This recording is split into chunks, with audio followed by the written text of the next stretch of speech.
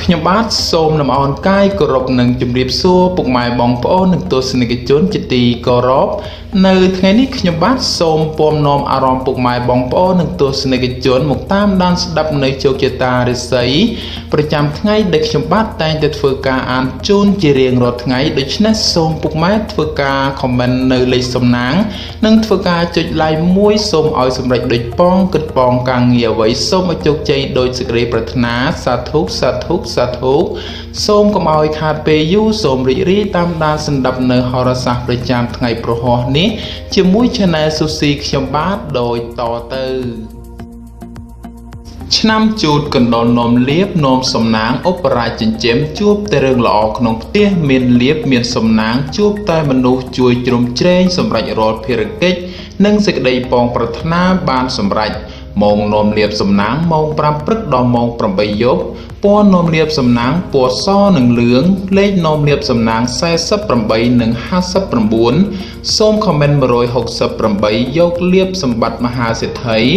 ចំពោះឆ្នាំជូតនៅថ្ងៃនេះលោកអ្នកមានអារម្មណ៍ភ្លឺថ្លាហើយពិសេសអាចមានដំណឹងល្អថែមទៀតផងក្រៅពីនេះបើមានការប្រកបការងារតែងតែត្រូវចវាយនាយឬអ្នកគ្រប់គ្រងពេញចិត្តដែលផ្ដល់ផលប្រយោជន៍អ្វីមួយឲ្យសប្បាយចិត្តផងចំពោះអ្នកប្រកបមុខរបរជួញដូររកស៊ីវិញមានការចម្រើនលូតលាស់និងបើចង់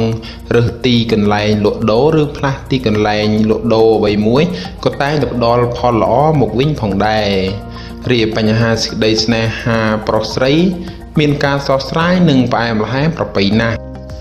ឆ្នាំឆ្លូវគោនោមលៀបនោមជ័យនោមសុភមង្គលសម្រាប់រាល់ភារកិច្ចនិងសេចក្តីពងប្រាថ្នាបានសម្រេចហើយអនាគតខ្លាយជាអ្នកមានទ្រព្យស្ដុកស្ដំ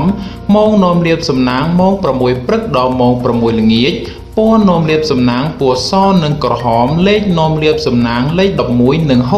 61សូមខមមិន777យកលៀបសម្បត្តិអភិជនចំពោះឆ្នាំឆ្លូវនៅថ្ងៃនេះលោកអ្នកធ្វើអ្វីក៏ដោយតែងតែភ្លឺថ្លានិងជួបតែក្តីសោមនស្សច្រើនលោកអ្នកអាចសម្រុកការងារបានហើយពីព្រោះថាផលជាផ្លែផ្កាហុចមកវិញគួរជាទីកក់ក្ដៅផងចំណែកឯបើជាអ្នកប្រកបមុខរបរជួញដូររកស៊ីវិញតែងតែអាចទាក់ទាញអតិថិជនចាស់ថ្មីឲ្យចូលមកគួរជាទីពេញចិត្តនិងពិសេសបើចង់ផ្លាស់ប្ដូរមុខរបរថ្មីផងដែរនោះក៏សមដោយប្រកបជានិច្ចរាយការធ្វើដំណើរតិចជិតឆ្ងាយមានភាពសុខដុមទាំងពេលទៅនិងពេលត្រឡប់មកវិញរីឯបញ្ហាសេចក្តីស្នេហាកំឡោះក្រមុំមានភាពផ្អែមល្ហែមនិងមានការចម្រើនលូតលាស់ទៅមុខជានិច្ចឆ្នាំខាលខ្លាសេដ្ឋីចិញ្ចឹមមានប្រាជ្ញាឆ្លៀសវៃមានគំនិតភ្លឺថ្លាហើយអនាគតខ្លាយជាអ្នកមានអំណាចម៉ោងនៃលៀបសំណាងម៉ោង 5 ព្រឹកដល់ម៉ោង 6 ល្ងាចពណ៌នោមលៀបសំណាងពណ៌សនិងផ្កាឈូកលេខនោមលៀបសំណាង21និង82សូមខមមិន888យកលៀបសម្បត្តិអភិជនចំពោះឆ្នាំខាល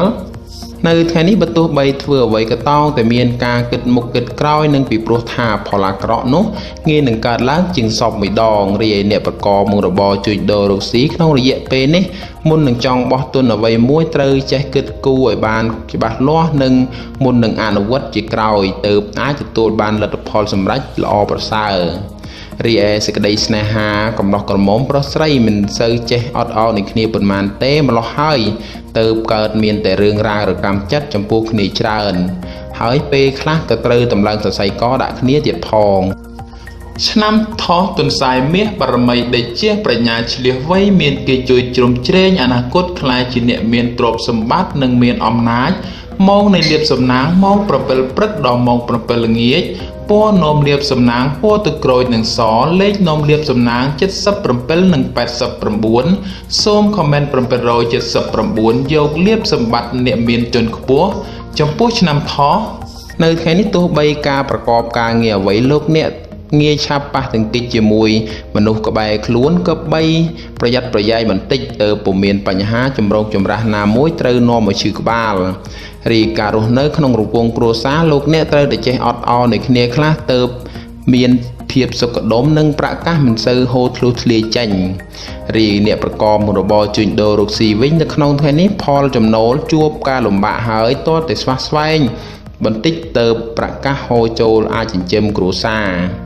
រីឯបញ្ហាសេចក្តីស្នេហាកំឡោះក្រមុំមានការជឿនលឿនទៅមុខនឹងផ្អែមល្ហែមប្រពៃឆ្នាំរោងនិករាជមានរិទ្ធមានអំណាចអ្នកតែងតែមានគំនិតជ្រះថ្លាប្រាជ្ញាវាងវៃប្រាថ្នាអ្វីបានសម្រេចធ្វើការងារតូចធំមានអ្នកគ្រប់គ្រងទំនុកបំរុងសពបែបយ៉ាងម៉ោងនៃលៀបសំណាងម៉ោង4ព្រឹកដល់ម៉ោង7យប់ពណ៌នំលៀបសំណាងពណ៌បៃតងនិងក្រហមលេខនំលៀបសំណាង77និង99សូមខមមិន168យកលៀបសម្បត្តិមហាលួងចំពោះឆ្នាំរោងនៅថ្ងៃនេះផ្ដល់ផលល្អសម្រាប់ទំនាក់ទំនងការងារឬរៀបចំពិធីអ្វីមួយផងដែរចំពោះអ្នកប្រកបមុខរបរជួញដូររកស៊ីបើលោកអ្នកចង់បើកហាងថ្មីឬផ្លាស់ប្ដូរមុខរបរថ្មីជាឱកាសល្អប្រពៃផងដែរព្រោះថាអាចនឹងមានការជឿនលឿនគ្រាន់គួរសមរីឯការធ្វើដំណើរទីជិតឆ្ងាយជួបភាពសុខដុមទាំងពេលទៅនិងពេលត្រឡប់មកវិញរីឯបញ្ហាសេចក្តីស្នេហាប្រុសស្រីមានភាពស្រស់ស្រាយនិងផ្អែមល្ហែមគួរជាទីកក់ក្ដៅផងឆ្នាំម្សាញ់ពោះទេវតានាំលៀបអបរាជចិញ្ចឹមមានជ័យជំនះមានមនុស្សស្រឡាញ់រាប់អានច្រើនម៉ោងនាំលៀបសំណាងម៉ោង4ព្រឹកដល់ម៉ោង9យប់ពណ៌នាំលៀបសំណាងខ្មៅនិងសលេខនាំលៀបសំណាង6999សូមខមមិន168យកលៀបសម្បត្តិសំពៅលួងចំពោះឆ្នាំម្សាញ់ក្នុងថ្ងៃនេះដោយសារដួងរិស័យរបស់លោកអ្នកស្រុតចុះដូច្នេះបើចង់ធ្វើអ្វីមួយក៏តោងតែមានការប្រយ័ត្នប្រយែងបន្តិចទើបបញ្ហាអាក្រក់មិនអាចចូលមកដល់សម្រាប់អ្នកប្រកបមុខរបរជួញដូររកស៊ីនៅសារថ្ងៃនេះយូអ៊ុនកំពុងដាក់ស្រាប់ប្រឡោះហើយធ្វើឲ្យមានក្រុមមនុស្សតាមឈ្នាននេះនឹងជាបាតច្រើនដូច្នេះត្រូវរក្សាភាពស្ងប់ស្ងាត់ទើបជៀសផុតពីចំនួនវិវាទទាំងពួងនេះទៅរួចសម្រាប់សម្ព័ន្ធភាពស្នេហាកំឡោះក្រមុំឬពោះម៉ាយមេម៉ាយក្តីមានការគិតគ្នាក្នុងផ្លូវអាក្រក់ច្រើនធ្វើឲ្យមានការកម្មរកោសឥតសូវស្រួលចិត្តប៉ុន្មានឡើយឆ្នាំមមីសេះមេតបនំលៀបអបរាចិញ្ចឹមមានសំណាងឈ្នះរាល់មាសត្រូវគ្រប់ច្រកល្ហកឡើងបនឡើងសាក់ឡើងទុនទីម៉ោងនំលៀបសំណាងម៉ោង8ព្រឹកដល់ម៉ោង10យប់ពណ៌នំលៀបសំណាងពណ៌ប្រផេះនិងបៃតងលេខនំលៀបសំណាងលេខ20និង66សូមខមមិន999យកលៀបសម្បត្តិអុកញ៉ាចំពោះឆ្នាំមមី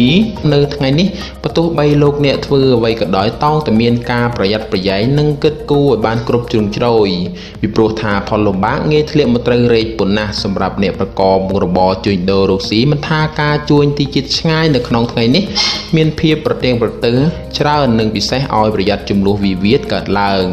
រីការធ្វើដំណើរទីជិតឆ្ងាយពុំសូវមានសុវត្ថិភាពប៉ុន្មានទេពិសេសឲ្យប្រយ័ត្នក្រុមមនុស្សបៀតបៀនយាយីដោយប្រការណាមួយរីបញ្ហាសេចក្តីស្នេហាកំឡោះក្រមុំគប្បីយកភាពចាញ់ឈ្នះដាក់ក្នុងចិត្តច្រើនពេកពីបើពុំនោះទេនឹងកើតមានបញ្ហាប្រទៀងប្រទើឥតឈប់ឈរឡើយឆ្នាំមមេពពេមាសបរមីដេជះមានលៀបមានសំណាងคล้ายជាមហាសិទ្ធិមហាសាល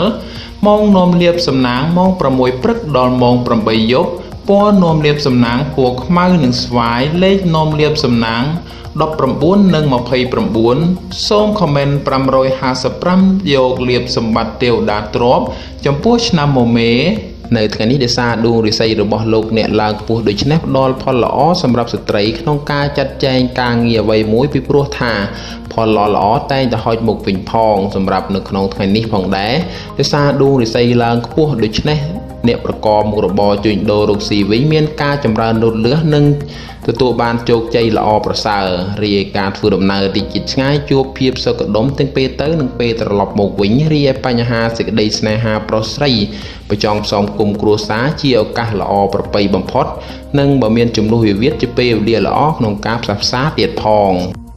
ឆ្នាំវោកស្វាមាសមានលៀបមានសំណាងប្រាថ្នាអ្វីតែងតែបានសម្រេចតែនឿយបន្តិចម៉ោងនាំលៀបសំណាងម៉ោង5ព្រឹកដល់ម៉ោង6ល្ងាច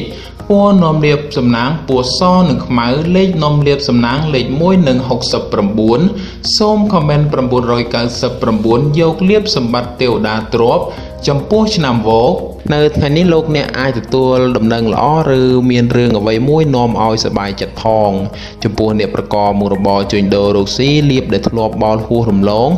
ឬក៏ហោះរំលងនោះអាចឆោងចាប់បានខ្លះវិញហើយរាយការណ៍ធ្វើដំណើរទីជិតឆ្ងាយជួបភាពសុខដុមទាំងពេលទៅនិងពេលត្រឡប់មកវិញ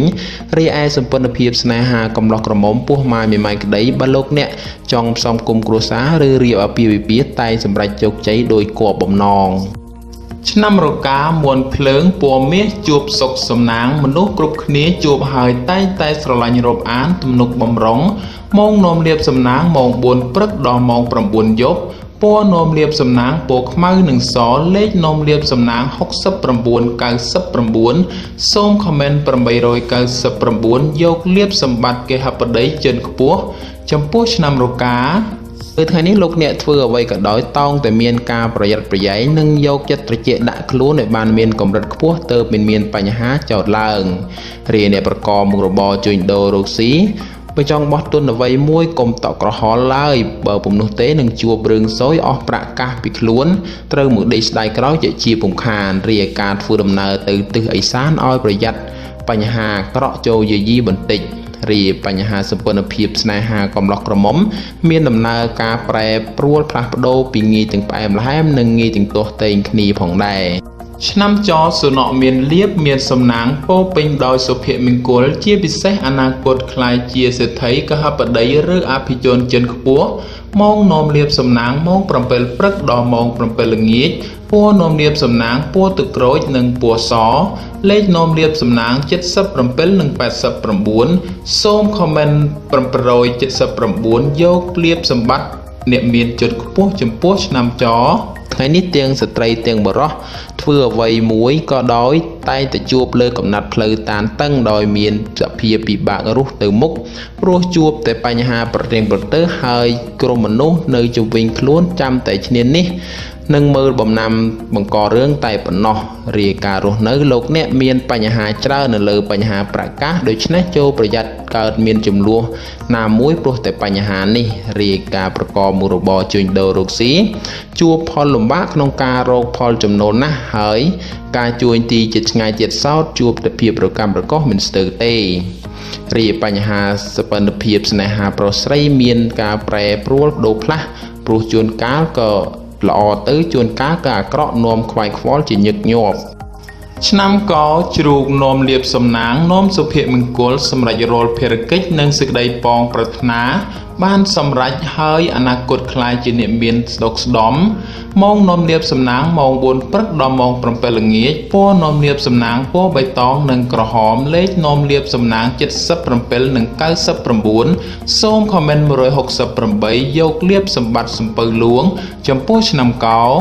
នៅថ្ងៃនេះដំណើរជីវិតរបស់លោកអ្នកឃើញថានៅតែល្អប្រសើរហេតុនេះបើចង់ធ្វើអ្វីក៏តែងតែផ្ដល់ផលជាផ្លែផ្កាមកវិញគ្រួនជាទីពេញចិត្តផងរាយការណ៍រស់នៅមានភាពសុខដុមនិងក្នុងរង្វង់គ្រួសារបើមានបញ្ហាចំនួនវិវាទជាពេលវេលាល្អក្នុងការដោះស្រាយផងរាយអ្នកប្រកបមុខរបរជួញដូររកស៊ីវិញនៅក្នុងថ្ងៃនេះវិញបើលោកអ្នកចង់បើកហាងថ្មីឬចេញប្រកបចំនួនអ្វីមួយជាឱកាសល្អប្រពៃបំផុត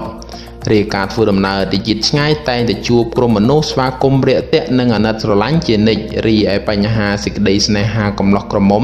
បើស្គាល់ចិត្តស្គាល់ថ្លើមគ្នាយូរហើយពេលនេះជាពេលវេលាល្អក្នុងការផ្សំគុំគ្រួសារបំផុត